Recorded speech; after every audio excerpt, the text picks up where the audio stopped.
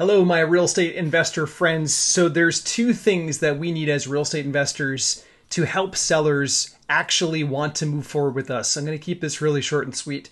So my son and I, we're learning how to play the guitar. He's got his own little guitar, and then I got my own guitar over there in the corner. And there's two things that we figured out real fast that we had to learn. Number one, we had to learn the keys. You have to learn the strings. What do the strings do? Number two, we had to have a pick. And without these two things, without the pick and without learning how to actually play the notes or learn the strings of the guitar, it was pretty much useless. And the same thing is true when you're sitting down with the seller.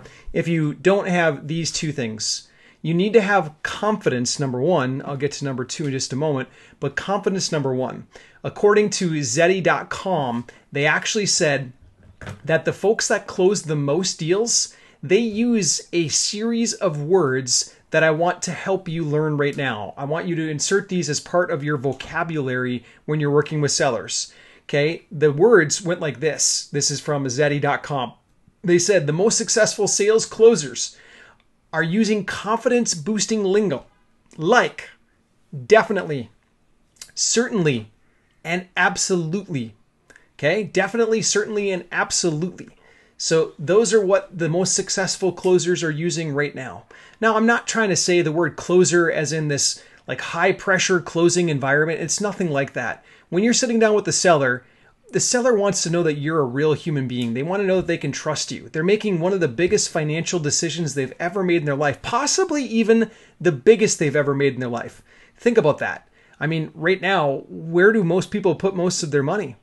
They put it into their house. They're paying that mortgage payment every single month for years and years and years. So this is a big decision for them.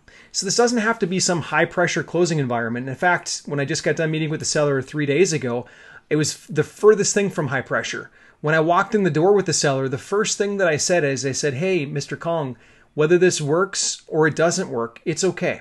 If it works, great. If it doesn't work, that's okay too. I might be able to refer somebody else to you if it doesn't work. So let's just have some fun. We'll get to know one another. We'll see if this will work. And if it doesn't, I might be able to refer somebody. And it just like let the pressure out of the room. Almost like when a teapot starts to finally boil and it's sizzling. At first, it's got the pressure and it's whistling and going super loud. And then the pressure gets left off when you let the lid out. The same thing has to happen here, okay? So you want to use some of those confidence terms, just like Zeddy.com says, definitely, certainly, and absolutely. The other one to help bring reassurance to the situation is that you want to use collaborative words like we, us, and our.